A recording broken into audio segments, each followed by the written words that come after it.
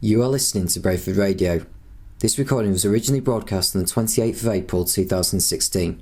For copyright reasons, this audio has been edited to remove any music being played during the show. We hope you enjoy the recording of Formula Tom, with me, Tom Cairns, and Martin Bulbrook. Good evening and welcome to Formula Tom on Brayford Radio. With me tonight is Martin Bulbrook, where me and him will be discussing our thoughts on the build-up to this weekend's Russian Grand Prix in Sochi. You guys can be involved in the conversation as well via Twitter, or send in a message via the Facebook page of Formula Tom, and we'll share out your thoughts or any F1 topic you wish us to discuss. Martin, how are you? I'm good, thanks. How are you? Yeah, good, cheers. So, this weekend in Sochi, how are you feeling towards it?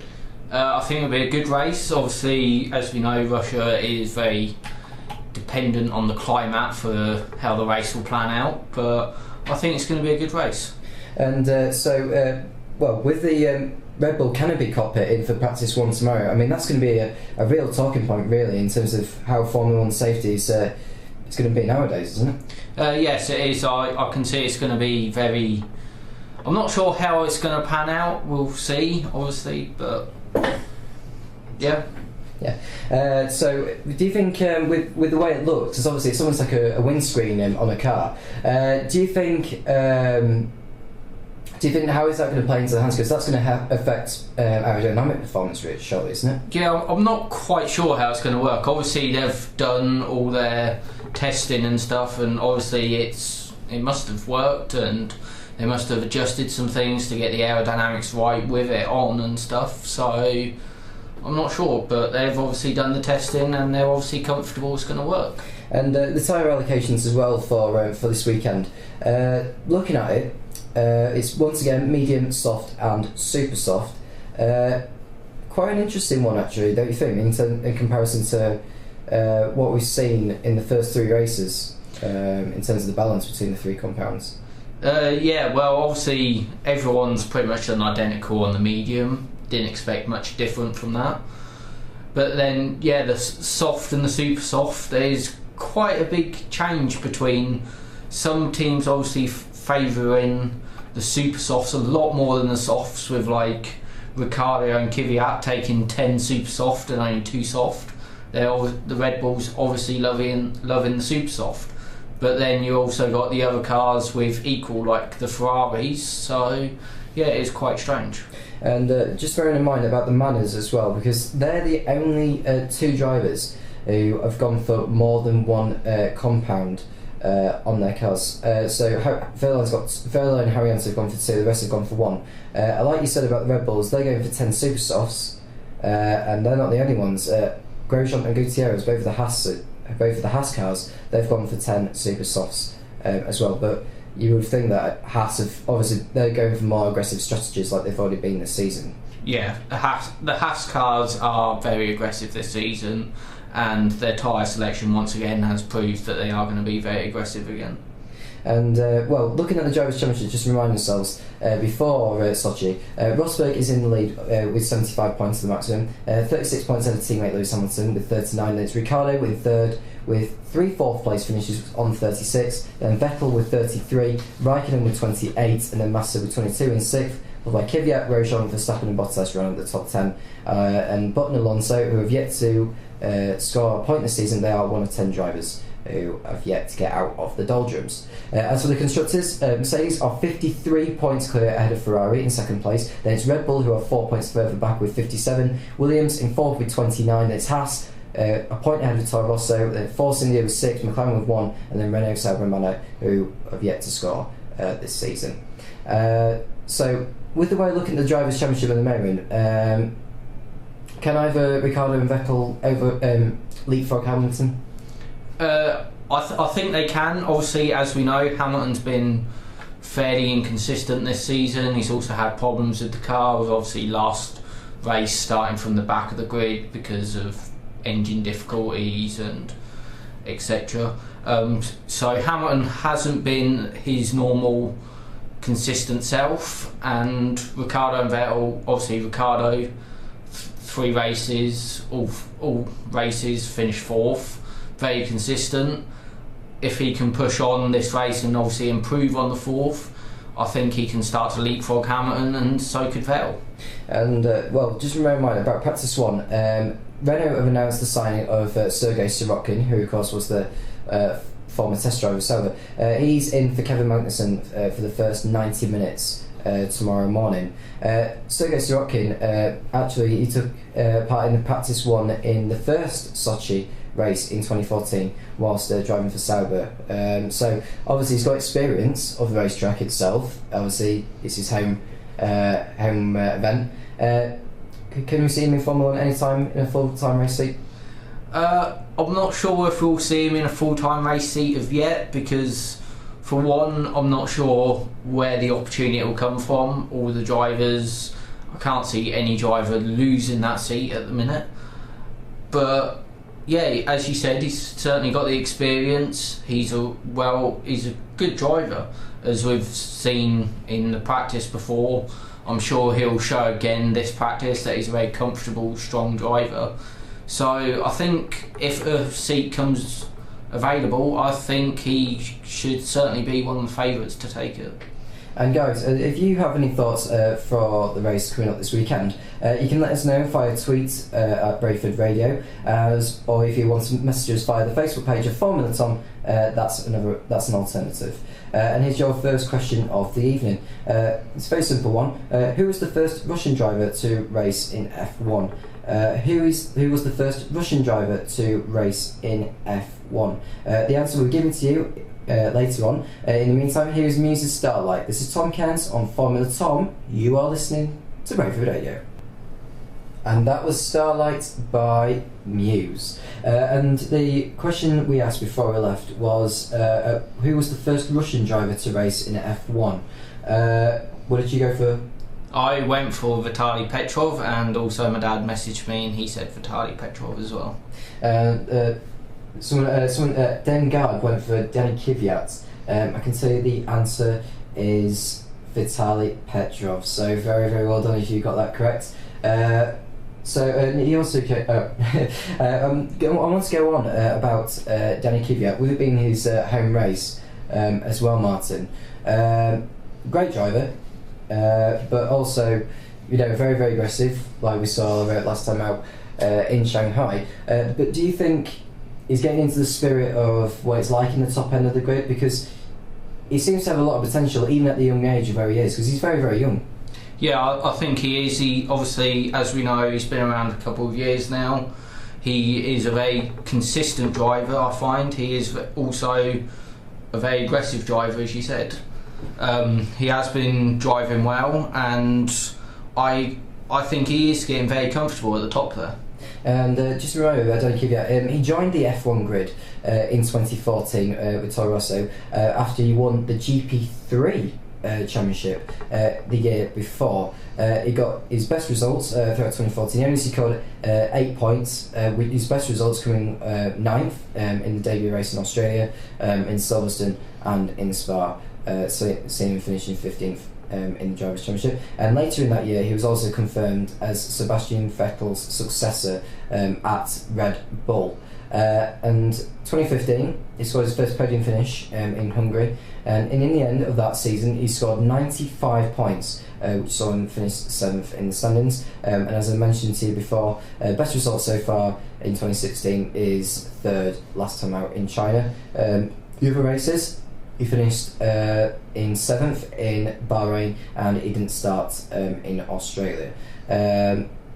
Good statistics recently?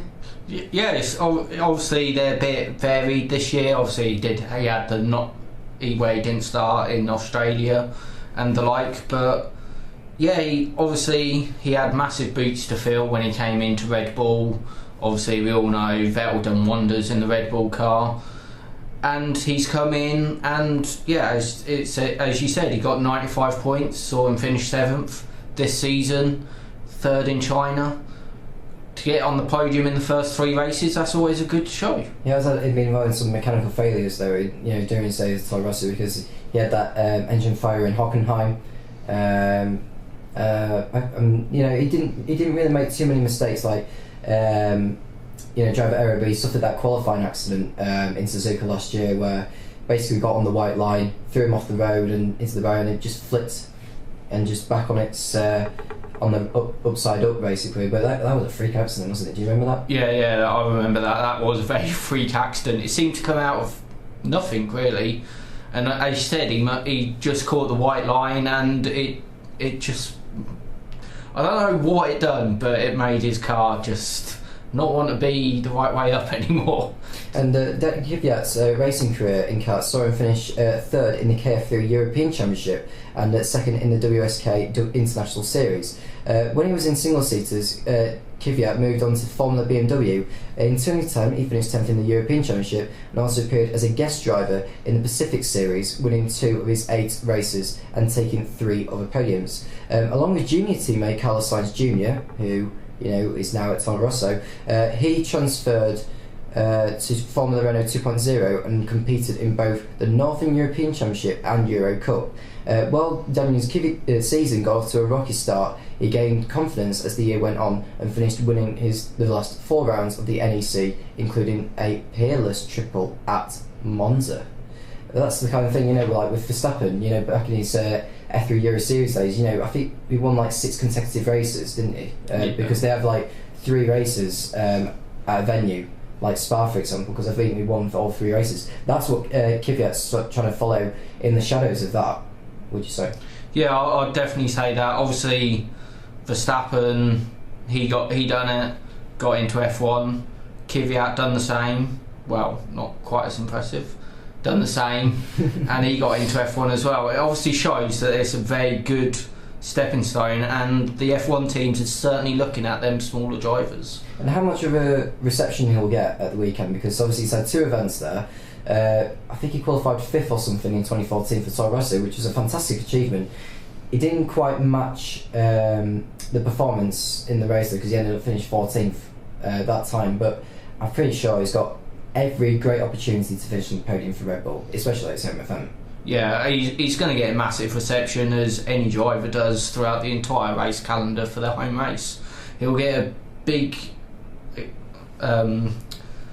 thing, and I think he can go on, and with the crowd behind him, he can certainly do well in the qualifying, then hopefully take that through to the race and get a podium finish. And just before Kvyat got into the GP3, he had an outstanding 2012 with 14 wins in the Formula Renault 2.0 series, where he competed in both the Euro Cup, took 7 victories to second place, with the Out Series, where he scored another 7 wins that gave him the championship, before moving to GP3 with NW Arden, which saw him take the championship in the end, as well as his tests with Toro Rosso, which got him the seat. Can we see more podiums? Because I think he only got 1 podium last year. He only got 1 podium last year in Hungary, but I think there's every opportunity he's going to get more than 1.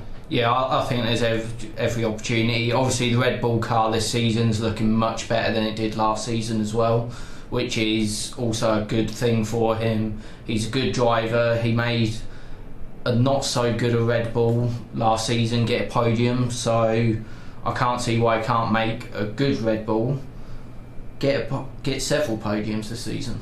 And if you have any thoughts on the Russian hometown hero, or anything that we've covered so far, or if you want us to talk about any F1 topic you wish us to talk about, then do please tweet in at Brayford Radio or message us via the Facebook page of Formula Tom, and we'll interact as soon as we can. For now though, here's your second question for tonight, which is who was Michael Schumacher's teammate in his debut race in Spa 1991? Who was Michael Schumacher's teammate in his debut race in Spa 1991? The answer will be given after Top Loader's Dancing in the Moonlight. This is Tom Kent on Formula Tom. You are listening to Brayford Radio.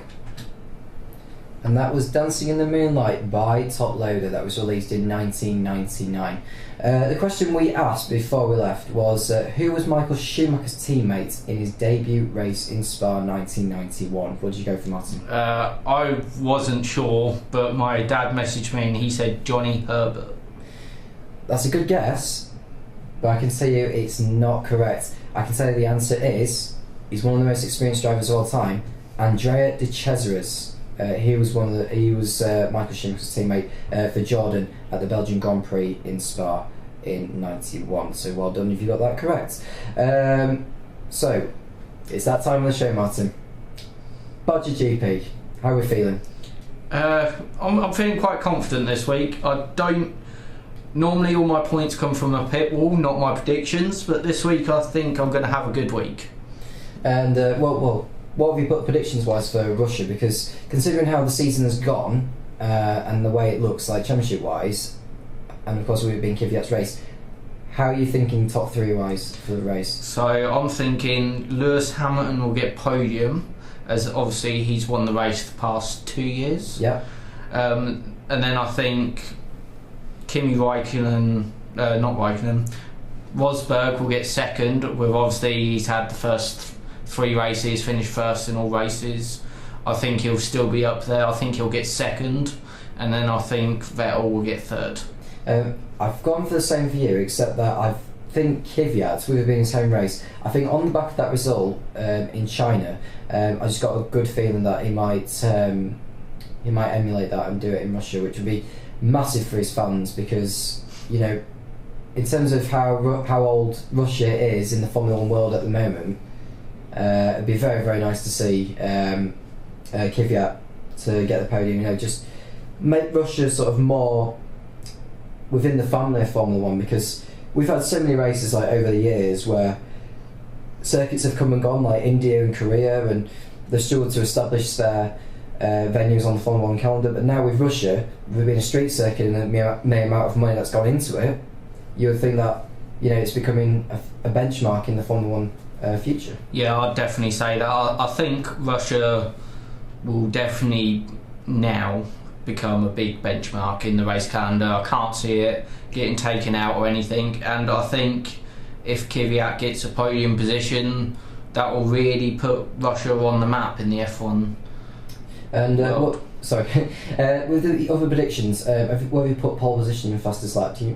So for pole position, I've also gone Hamilton again. Okay. And then fastest lap, I believe I went for Vettel, as the Ferraris have been very fast this season. And considering what tyre strategy they might go wrong in comparison to Mercedes, I think I went for Hamilton for pole.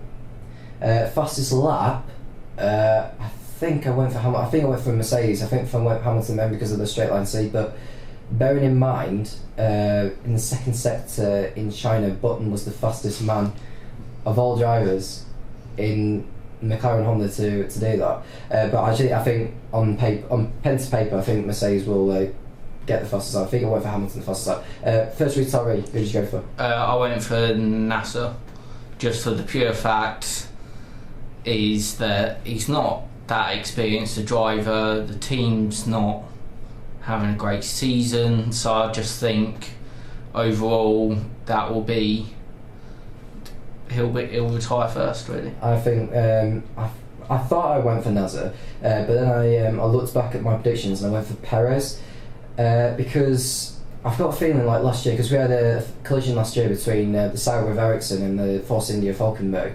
I've just got a feeling they'll probably might get something like that again at the start. If Perez is unlucky, then at least that's 10 points for me towards the league. And just to remind you the standings at the moment before Sochi. I can tell you in bringing up the rear is Honey Badger GP with 107. Although bearing in mind he's only been part in China, he only came in before then. Team Jedi with 298, and Delta F1 in 5th with 328. Then it's Cairns Racing in 4th with 346, 1 point behind Red Bull Dog GP with 347. Then it's Team Martin with 354, and 103 points ahead of Team Martin is Mark's Mercedes GP with 457. I don't suppose you've made any changes to your pit wall, have you? Now that we're very limited on the number of changes we can make for the season. No, but I did change since we last talked about it before China, when we spoke about the pit walls, I did change it the next day after practice, and I now have on my pit wall, I have Kimi Raikkonen, Rosberg and Grosjean, because Grosjean's getting me a tremendous amount of points this season. Mm-hmm. And then for my cars I have Haas, Ferrari and Toro Rosso. Yeah, I mean, I've gone for, at the moment I'm sticking with Hamilton, Grosjean and Verstappen, along with their cars of Mercedes, Haas and Toro Rosso, because I feel that they're likely the teams that should get the points. I mean, in theory I should go for the different sort of team cars as the drivers, sort of, you know, if my drivers fail or the team fail, then I've got another team as a backup to sort of get the points that I need. But I just feel that Hamilton, Verstappen and Grosjean are the likeliest to get the points. But I think if Rosberg was to win this weekend, I might have to consider switching Hamilton to Rosberg if I'm going to get the points that I need to catch up with the rest of the field, including you. So if you would like to join the Badger GP League of Formula Tom, then all you need to do is visit the Badger GP website, log in via your Facebook, your Twitter or your Gmail, or whatever social network that it provides, and go on Friends Leagues, and then basically click on the button that says Create Join, and you basically type in the passcode 5872114. The passcode again is 5872114, and then it should come up with the name of Formula Tom, and basically join the league, and then you'll be on the list. And then you'll score points by creating your pit wall, then create your predictions for the next race, and then you'll be mentioned in leagues in the upcoming shows, very hopefully, which we'll be pleased to see. So yeah, I'll be interested to know what Jack's put actually. I mean, do you remember what he's put actually from last week? Because I think he went for Hamilton or something like that. Yeah, I think he also went for Hamilton to win from memory. I feel like he had Ricciardo up there and maybe a Ferrari. I'm not 100% sure. Or he might have went Rosberg because of how consistent he was, and Hamilton down in second. I'm not 100% sure. I think I remember, because I think me and you agreed on Hamilton to win, but I think Jack, on the basis of Rosberg, what you just mentioned, he went for Rosberg to win, Hamilton to second again, and I think he went Ricciardo maybe, I can't exactly remember, but we'll find out anyway following next week's show when we do our review show, and then once Jack comes back, we'll be having our little banter about, you know, Rosberg and Hamilton and like all the so and so that's been happening during the race. But yeah, do you think with Russia how it is, because obviously it's a street circuit, how is it going to play into the hands on the tyres? Because with the selections for each of the drivers, obviously every European race, each of the teams have got to let Pirelli know at least 8 weeks in advance what tyres they want before the venue. But I think as the 3 races have gone so far, obviously some decisions on going for a more aggressive tyre strategy has backfired some of the drivers like Grosjean in China, because he was struggling with tyres. I mean, Hamilton as well, he was struggling with his own tyres by using his favourite tyres at the beginning and having to snail himself on the medium set. Yeah, well, obviously with it being a street circuits are quite known to be quite heavy on the tyres, to get quite a lot of wear out of them. So I'm surprised to see as many super soft and soft tyres as we've got, because obviously they degrade faster than the medium tyres. With it being a street circuit, they'll degrade quicker than a normal track. But then again, it is a fairly fast track, so I'm not 100% sure how it's going to plan out. I think it's going to depend on the climate, the track condition on the day, and I think that could make a big impact on who comes out on top. Yeah, because I think the super softs, as they are at the moment, I mean, how many stops do you think we're expecting to see on Sunday on average? 3. Would you say 3 at least? I'd say at least 3. I'd say even quite a few teams might do a 4 stop as well. Considering that, depending on how the tyres degrade and what they use in qualifying as well. Because I think when we watched in China, I think drivers were coming in at like 7 or was it 5? It was like 5 or 6 laps, wasn't it, on super softs, because of how abrasive the track surface was. Yeah, I think it's 6th lap, because I remember obviously Hamilton came in first lap, went out again, then he came in around whenever people was twice, because he came in, went out, done 1 lap, came in again, and I'm sure that was around the 5th or 6th lap, because he'd done 3 to everyone's 1, and obviously 5 laps on the super soft, that's not very far. No. I mean, I don't know, I can't understand why he changed, because didn't he change 3 times, like in the first 10 laps, or something crazy like that? I mean, unless the tyres weren't working for him, I mean, if they weren't working for him at that stage, why couldn't he just save them for the closing stages when he was trying to nurse his tyres to the end? Because he was struggling to overtake Massa in the closing stages, and he had Verstappen closing him down. Yeah, well, it was a very odd tactic, but I think what they tried to do was get his slow tyres out of the way so he didn't have to use them, and then he could just move on to his more comfortable tyres later in the race and then gain the positions that way. But then that also did then leave him snailing to the end.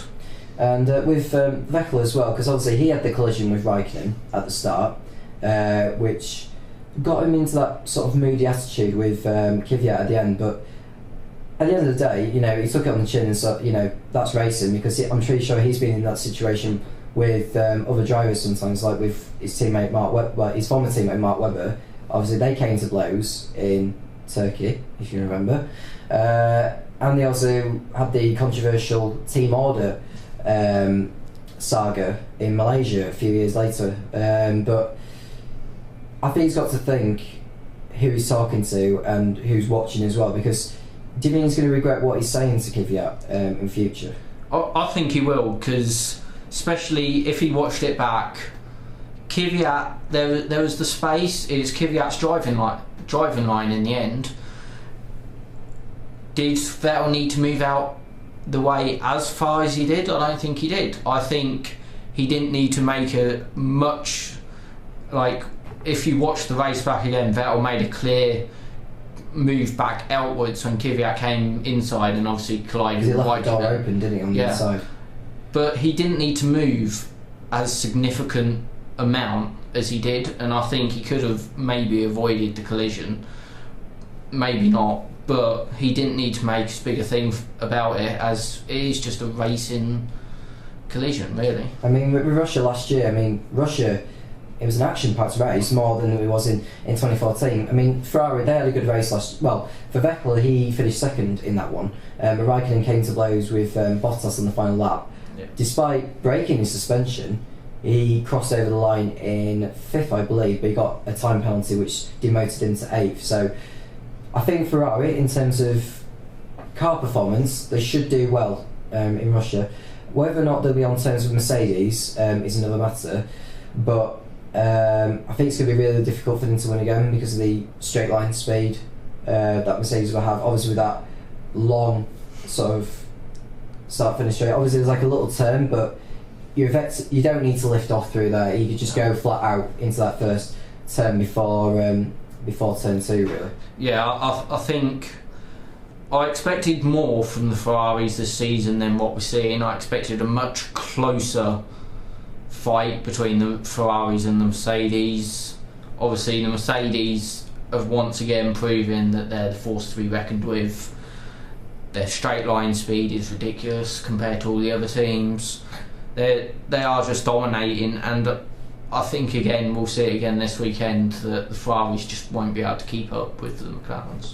And with the all the 3 compounds for the weekend, how long do you think drivers can go on the set of each? Good question, isn't it?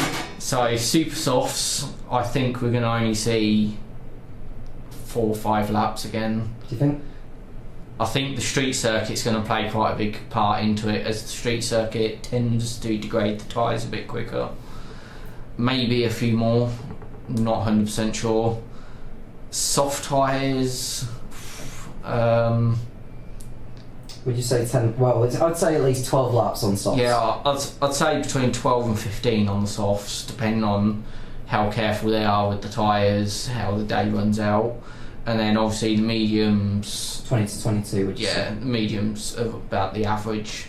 I would have thought. I can't see them acting any differently on this track. Yeah, I don't think there'll be any more than 20 laps on the mediums, considering how quickly they degrade, really, especially on a street circuit like Sochi.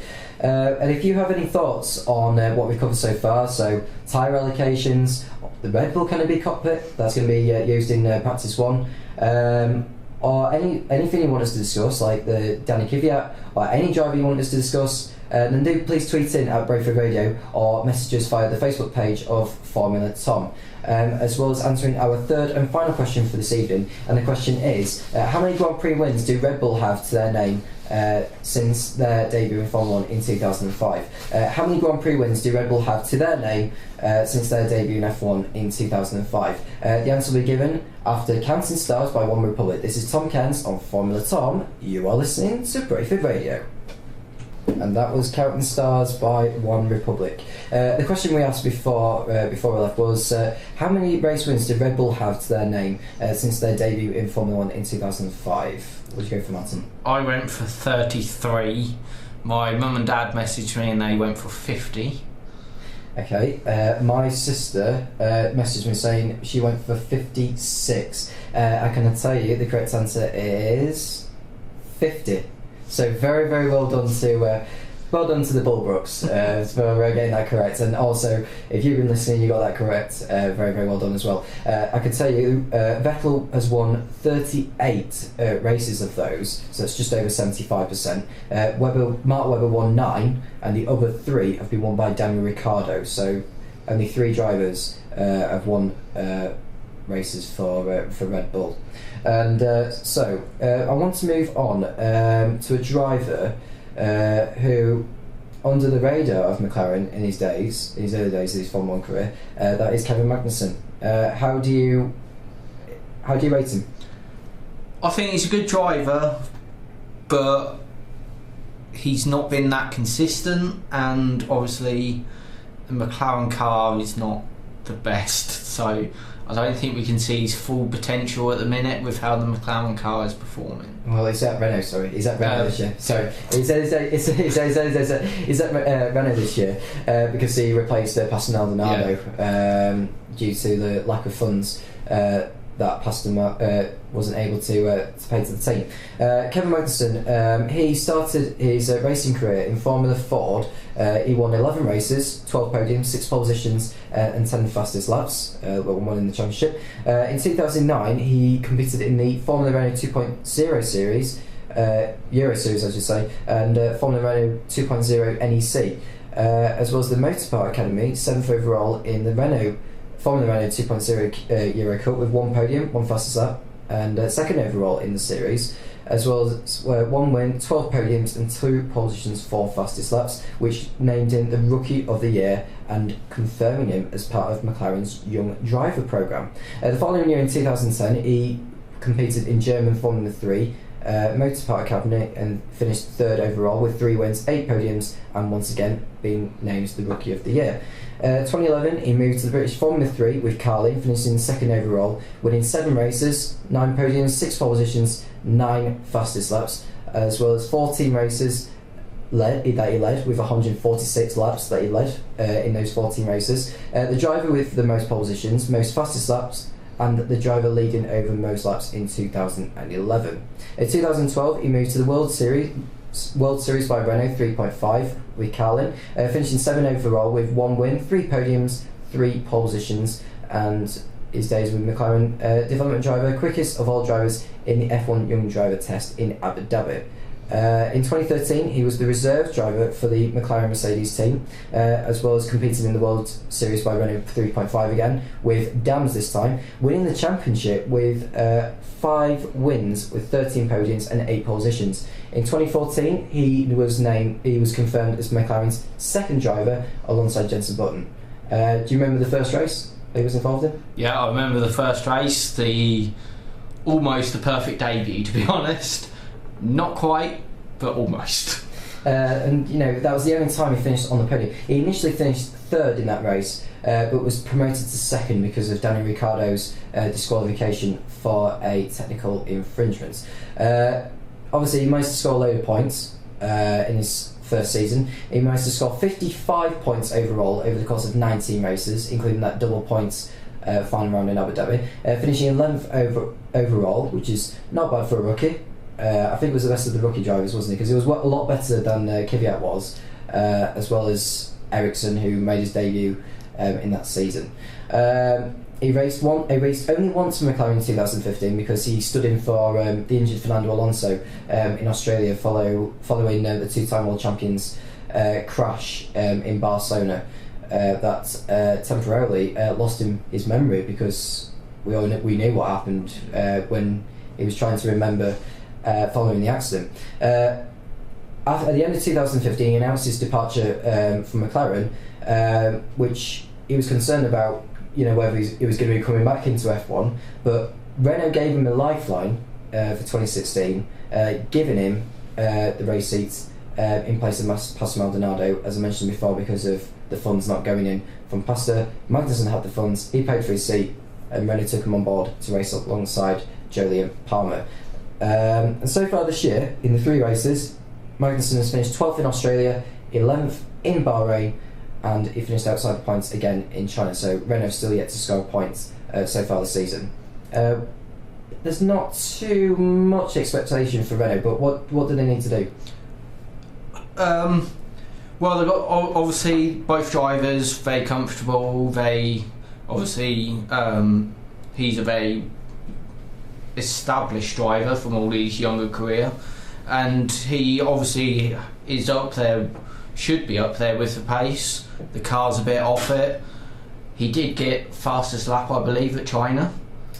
It was Hulkenberg that got fastest lap. I think it was amongst those in the top end, but Hulkenberg was the fastest driver. But yeah, the Renaults, we don't expect too much from them, but they need to be getting points. They can't have a whole season where they don't get any points, as Renault is a big team and they need to get some points at least in the season. I remember discussing this with my dad actually, and he was saying that within the next 3 years Renault should be within range of podium finishes. If they get anything, like a podium finish this year, that's like a bonus, but that's good. That's a bit of a tough ask really, considering the field at the moment.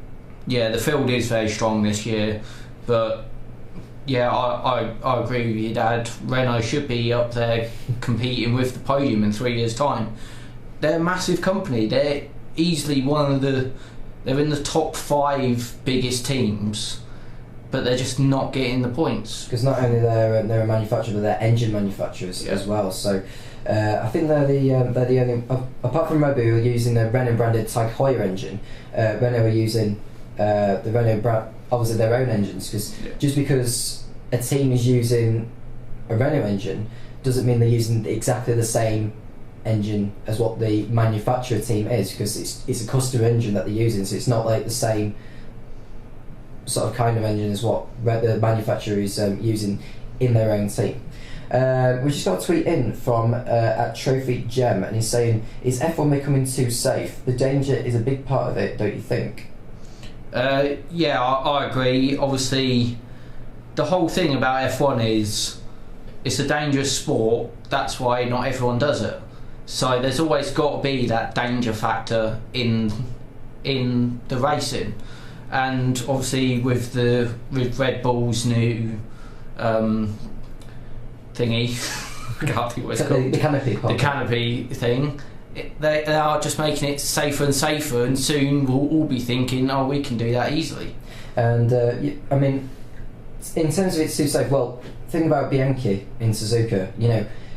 Even before that, 20 years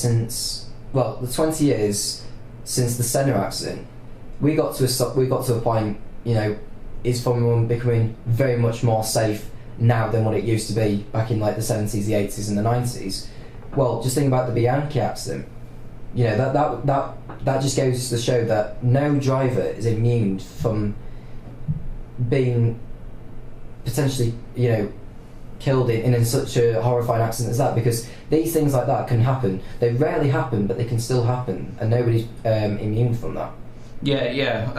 Obviously, there's always the chance of the freak accident and all that, but the viewers like to see it, and everyone knows that with F1 there is the danger factor of this could happen. I think at the minute we are a very good point. Obviously, the cars are very safe, like we saw with the Alonso crash in Australia. Horrendous crash. He walked away from it straight away as well. Yeah, give 30 years ago that crash, they probably wouldn't have walked away from it. No. So it is come on leaps and bounds, but there does need to be the dangerous factor to stop regular people thinking that they can be F1 drivers as well and then drive like idiots on the road. Yeah, that's the thing. That's why they do a young driver development program, because they have to go through the theory side of F1 in terms of safety and knowing what to do when you're in a crash. Once you're in a crash and you're away from any form of danger, you should wait until there's no drivers around. Like if you end up in a crash, for example, at the start of the race, you don't just get out like as soon as you just hit the wall. You just take your time, because if the safety car needs to be deployed, or a virtual safety car needs to be deployed, you might as well just take your time and get out rather than just rushing, because you should be as quick as you can before the race gets going again. Because at the end of the day, safety is number one.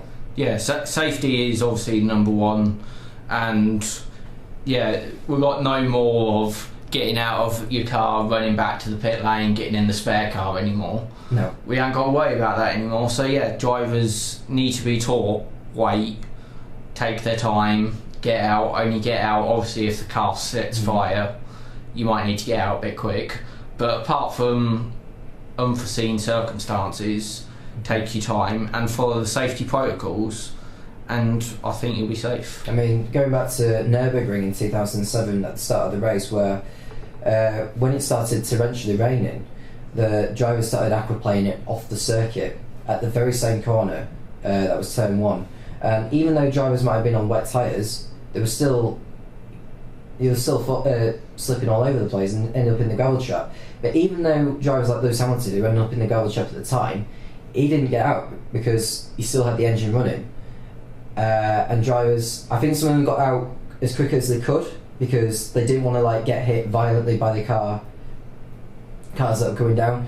So I think if they're gonna get out at that time, they needed to get out quickly before anything more dangerous was happening. Especially because the tractor came down and the Toro Rosso of the Uzzi came in and only made slight contact with the side of the wheel of the tractor. So it was very, very lucky to come away unharmed from that. Just before we go, what do you think about Russia this weekend, practice session wise, and obviously race simulations with the dry compounds that we got, and how is that going to play into each driver's hands? How is it going to have an advantage? Not 100% sure, as I'm not 100% confident on how the super softs and softs are going to react to the ground on the street circuit. I think they're going to behave very different to what we have seen, and I think even with the race simulations, I think it's going to pan out quite unexpected this weekend. I mean, I'm very, very much looking forward to it. Obviously, I mean, I do like Russia. 2014, after the 2014 race, I was thinking, but 2015, I mean, that really showed that you have to give Russia a chance to sort of establish itself on the calendar. And obviously with the amount of money, because obviously, places like Sochi that were used to host the Winter Olympics, the money's there. Yeah, well, as we all know, Russia have incredible amount of money, and that input of money into F1 can really help F1 as a brand, as a company, really expand, and I hope to see that Russia stays as a permanent track. And unfortunately, guys, that is the end of the show. Thank you for listening and sending your tweets and answers tonight. We are back on again next week, where me, Jack and Martin will be reviewing the race from Sochi, so we'll be very looking to the race on Sunday. From me and the team, have a great week, and we'll talk to you again next time. This is Tom Cairns on Formula Tom. You are listening to Brayford Radio.